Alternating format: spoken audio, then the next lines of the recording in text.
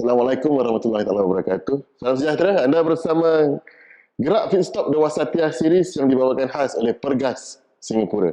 Ge-Ruck Fit Stop adalah satu wadah di mana kami sekumpulan melakukan aktiviti racking, berjalan jauh dengan membawa muatan berat atau load sebagai resistance, intermittent fasting atau makan dengan masa yang ditentukan, dan memperbaiki kandungan makanan kami. Dalam siri Wasatiyyah ini, kami ingin mengongsi berbagai sudut dimensi cara kehidupan yang sihat dari segi fizikal, emosi, psikologi dan juga spiritual. Kami harap kami dapat menerangkan bagaimana kita sama-sama umat dapat mengubah cara hidup dengan lebih sihat. Dengan itu, izin saya mengenalkan diri saya Saiful Amri, pengacara siri ini, dan ahli panel tetap kami, Saudara Rahmat Jasmani. Ya, beliau adalah seorang pensyarah kesihatan. Dan kami adalah anggota Ge-Ruck. Dalam episod kali ini kami bersama Ustaz Muhammad Fizar Zainal. Assalamualaikum semua. Waalaikumsalam warahmatullahi wabarakatuh. Selamat datang Ustaz. Selamat datang. Terima kasih kerana sudi menjemput saya untuk disyarahkan sebentar nanti. Sama-sama lah ya. Baiklah, kita kenal-kenal dulu dengan Ustaz Fizar ni. So Ustaz, kenalkan diri sikit lah. Baik. Nama yang diberi adalah Muhammad Fizar Zainal, berusia 33 tahun pada tahun ini alhamdulillah. Dan saya sebenarnya pelik kenapa saya dijemput dalam edisi Ge-Ruck. Kerana saya, kalau kata orang tu, dari golongan PJD, perut jalan dulu. Orang lain ada PhD, saya ada PJD. Tapi alhamdulillah dalam usaha saya nak menjaga diri dalam masa, saya kira lah dalam masa setahun lebih ni, dengan penjagaan makan saya, dengan nasihat-nasihat orang yang rapat dengan saya, I managed to shed alhamdulillah up to this point about 50 plus kilos. 50 plus kilos. Kira kalau dulu ni tak buat ni? Ini kirakan saya kat luar kerusi. Alhamdulillah sekarang diberikan keizinan untuk duduk dekat atas kerusi lah. Dulu takut. Dulu takut tak nak duduk kerusi kayu kan. Bukan apa, muatan berat.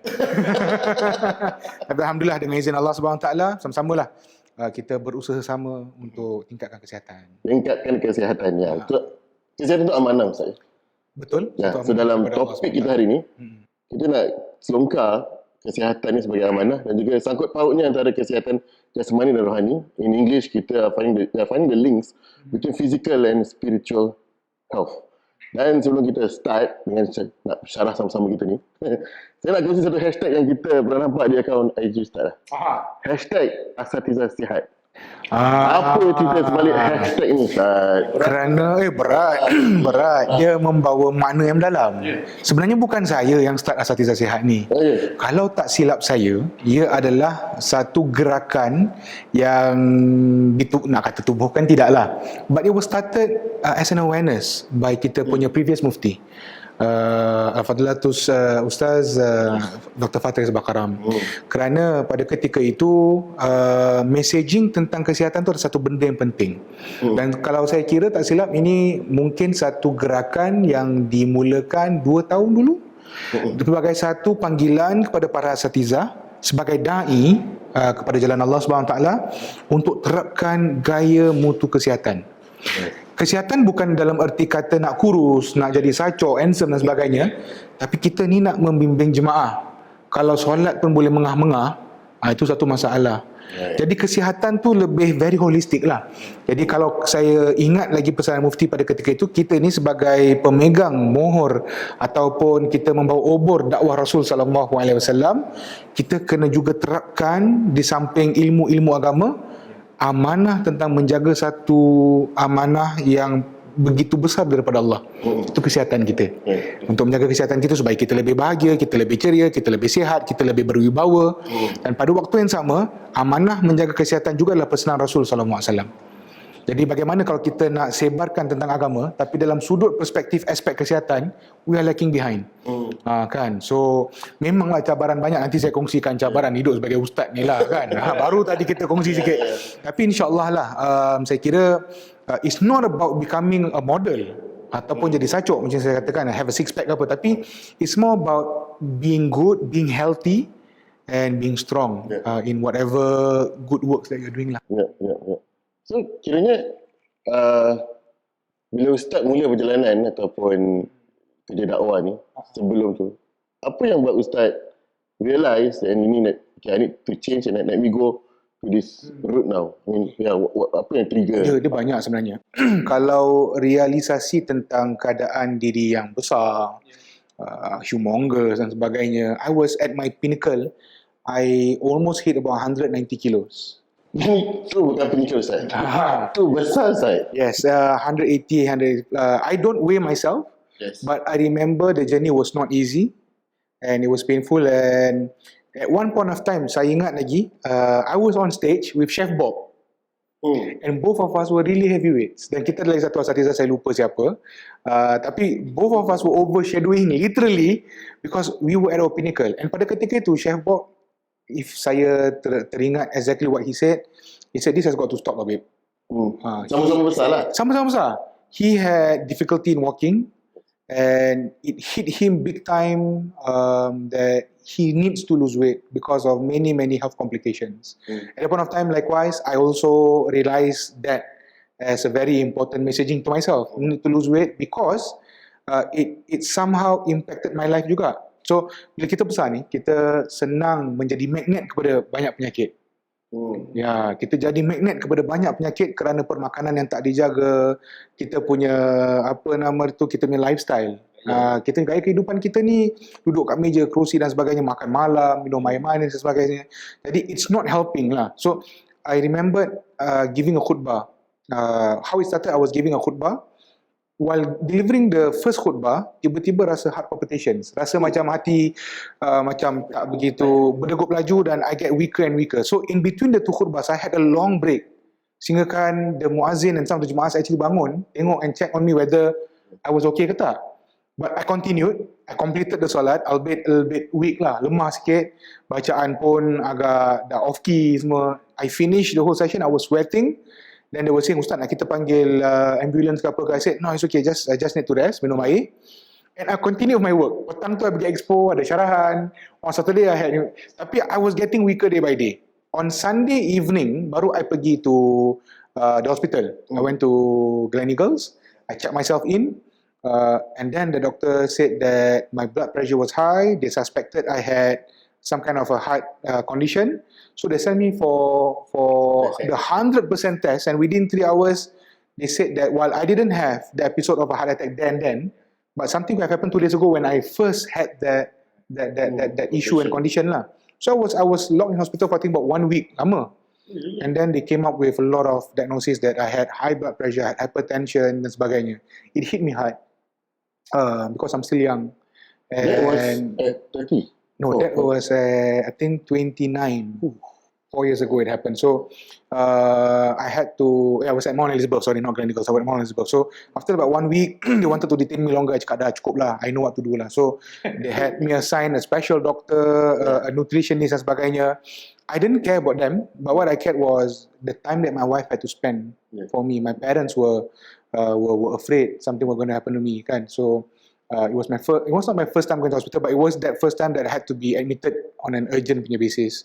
So then I was telling myself, what should be done? What should be done? What should I do? Of course, I couldn't start with the rigorous activity dan sebagainya, tapi diet was the way forward lah. I had to curb my desires. A lot of people were telling me to go for stomach sleeving lah, to do some kind of drastic measures lah. And the doctors were asking me to do the same. Right. But I decided not to, because a few months later I was admitted again because I had another complication lah, and that requires a surgery actually. So for the first time in my life, I nak kena pergi operation ni, and then I masih besar lagi. Do I lose some weight? I would say like 180. 180, I remember 180, 179 gitu. And that was in front of the operating theatre. I had 4 different surgeons who were actually dabbling, squabbling, whether to put me on anesthesia ataupun tak.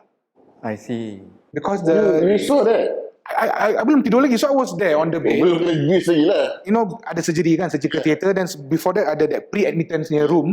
So it was there that these 4 surgeons were actually dabbling and were actually fighting with each other, debating whether I should be given the anesthesia ataupun tak. Yeah. Because of the risk. Because of the risk, I will not wake up. Yeah. I could not wake up because they just say because you are big, you are 180. If we give you that jab, we give you that drive of me, you will not wake up. And then the risk of having to intubate you, my whole throat line vein is very tight. So it will create more complications. I will not wake up. There will be a lot of additional unforeseen costs dan sebagainya. So they were dabbling, they were debating. The lead surgeon was saying, it's okay, we already counted. Because the doctor was the one that attended to me kan. So they did all the calculation. Only then the anesthetist came, did further calculation and said, no, this cannot be done. So what happened was, they finally, after the operation was supposed to be 2.5 hours ever, but they spent almost an hour debating beside me. And I mean, it was quite scary, macam sedih, macam rasa malu pun ada. But one time, the anesthetist was, we were trying to help you. I want you to wake up. I want you to wake up as a good human being, as a healthy person. I don't want you to go. He's not saying that the other surgeons are not doing their job. Cuma, my focus is on you, and you are my case study right now. So I've done my calculations, you will not be able to wake up. So I got scared lah. My blood pressure pun doesn't help kan. So at the end of the day, they decided to just infect me with drugs. So instead of putting me to sleep on anesthesia, they injected me with a high dosage of drugs. I was really, really high. So the anesthetist was saying, don't worry. And she was there all the way. She was holding my hand. That if you feel any pain, squeeze my hand. I will add on to the dosage. So what happened was, the surgery was on my stomach area. It was not sleeving up, but I had other complications. So I remembered when they injected, you could feel the whole euphoria of the medicine coming in, but I was not sleeping. What happened was, they were speaking to me, the anesthetist was speaking to me, and she was asking me, so Mr. Fizar, what song do you want to listen to? So they turned on songs. I don't know why, but I was saying, I want Rehan song. And okay, we'll turn on the Rehan song. Someone on Spotify, and it was noisy right? And I don't know why, but the song that came out was Ashhadu Allah. And I actually cried. Because kalau lah ini saat kematian aku, at least dapat dengar lagu syahadah lah. And then what happened was, I was still awake and my eyes could actually move, even though my body was weak. But I saw from the light that they already had a scalpel and they actually cut my stomach. And then it was not because of the pain, but because of the fear, my heart went up. So they were shocked. I could hear all the sound going on. Then the anesthetist just gave me another shot. I think it was too high of the drugs. I just slept. So I did not sleep because of the anesthetic medicine, but I slept because of the high dosage of drugs that were pumped into me. The first thing that when I woke up, they woke me up, the anesthetist was saying, you need to be admitted, you cannot go out because if you kena caught by police, so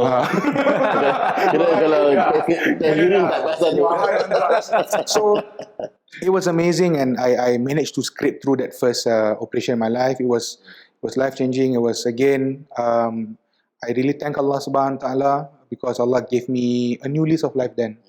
And alhamdulillah, I managed to go through and I realized that it's important for me to lose weight. I know I could not exercise because of my heavy build. So dieting was the way forward. I did not do sleeving, I did not do anything else, but if people say that dieting is not possible, then I strongly say that with good diet, with good management in terms of the portion of your food and what to eat, what not to eat, and of course with fasting, I have intermittent fasting, you'll be able to lose weight, but it will plateau at a certain weight limit and then you need to exercise to lose more weight. What was the diet then? The immediate one? The immediate one was it you go turkey from what you selalu makan, then you totally stop, then like no sugar, no coke, no. Kita ni orang Melayu, susah sikit kalau tak manis, tak ada beras kan. So, but I had to educate myself. My wife was really helpful, my family was helpful. I looked into 3 whites. I escaped and I let go of 3 important whites that kita tak boleh lari from. Sugar is number 1. Excess of sugar like carbonated drinks. That one I went cold turkey. I did not take in carbonated drinks. Salt. I don't really like salt. And I totally remove salt from my diet. Masak tak pakai garam. Kalau ada fries pun, fries without salt. Rice. White flour. So there's 4 whites lah. So I don't eat white bread. I don't eat nasi. Kalau eat nasi pun once a week, tapi pun basmati ataupun mixed rice. And then no sugar, no salt.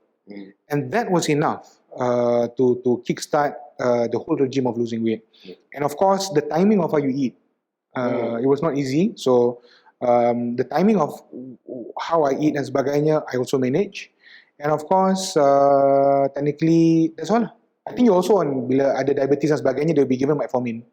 So the metformin dosage I was given apparently is not the normal one. It has some slow release kind of medicine that helps to also shed and burn some unnecessary fats and remove sugar away from my blood. So you So have diabetes? I do have the package orang Melayu kita. 3 serangkai. 3 serangkai. Apa tu? 3 serangkai kecil manis. Bukan saya ni tak Melayu lah. InsyaAllah. Semua dulu kena kan? So high blood pressure, of course with hypertension dan sebagainya, kolesterol dan juga kecil manis, which is diabetes. So my blood sugar count last time, at any point of time if I prick, even with fasting, the minimum will be actually 15 or 16. The normal is? So normal for non-diabetics would be about 4 to 6. 4 to 6. So And for, you are 15. 15 to 16. Manis ni Allah. Memang manis sangat Ustaz Fizar ni. And the thing is, they have not even started me on insulin.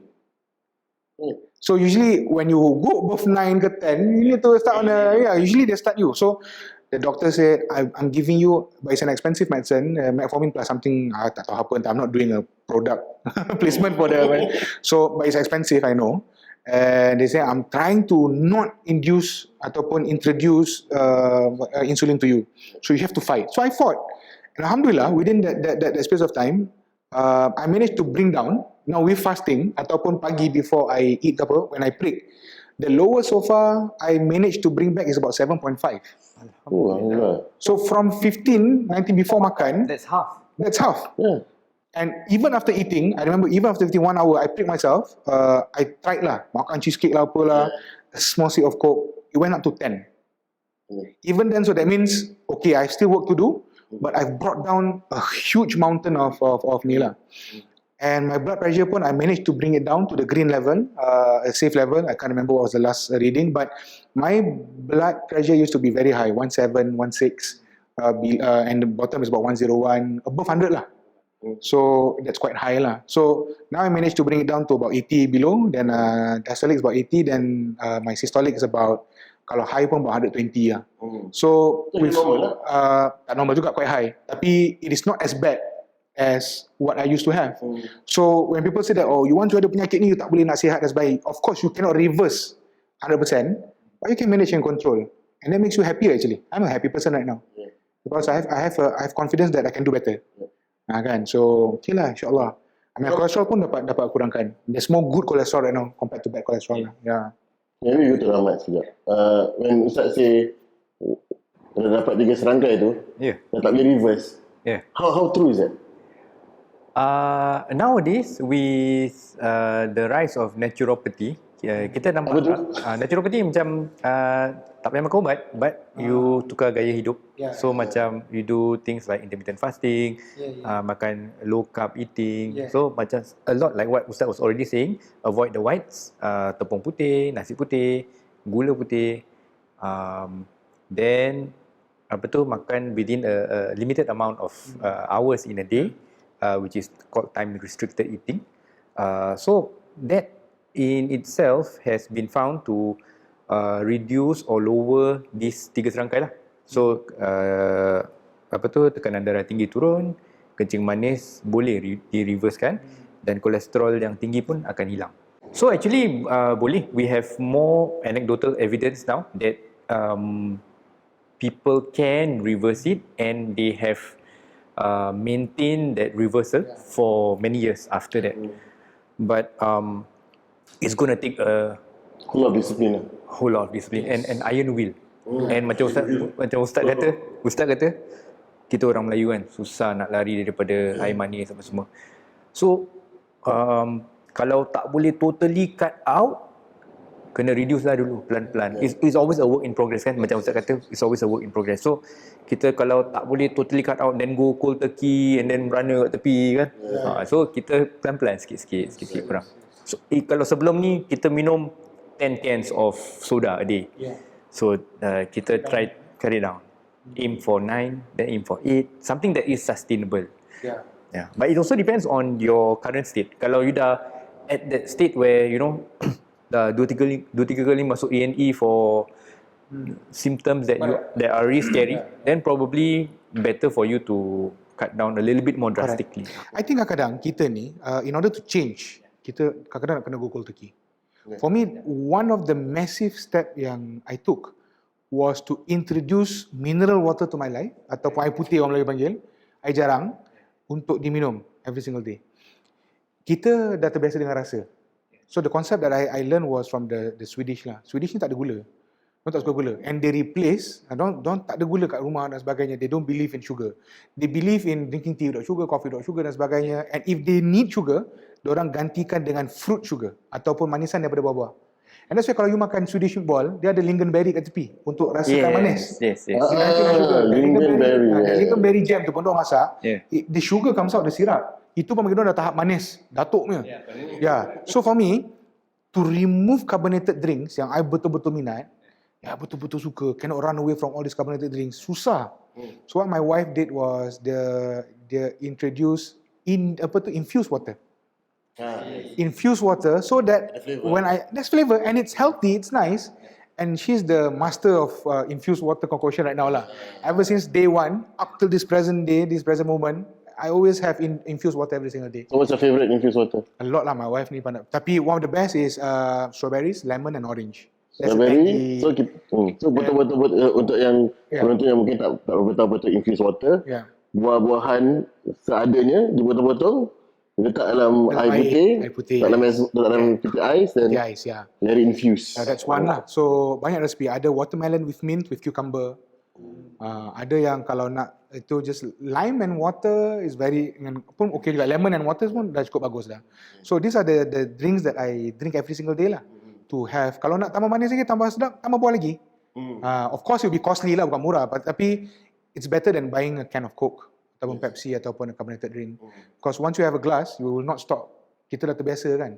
So kalau you makan pun, try not to get carbonated drinks lah. Try not to get that. Kalau minum air pun, usually kalau kadang ada rasa nak minum air kan. So usually air Coke tu ataupun air carbonated drink tu jadi macam sirap. So it's like a quarter of the glass and air putih. Just to nak minum kan, flavor. So that's all lah. That's what I did lah. So you kadang-kadang nak kena go cold turkey. Kena rasa kan, kita dah terbiasa kan. Manja. Tapi insyaAllah boleh. InsyaAllah. Seterusnya, adakah asatidzah kita, ustaz-ustaz kita kat Singapura ni contoh yang baik untuk kesihatan?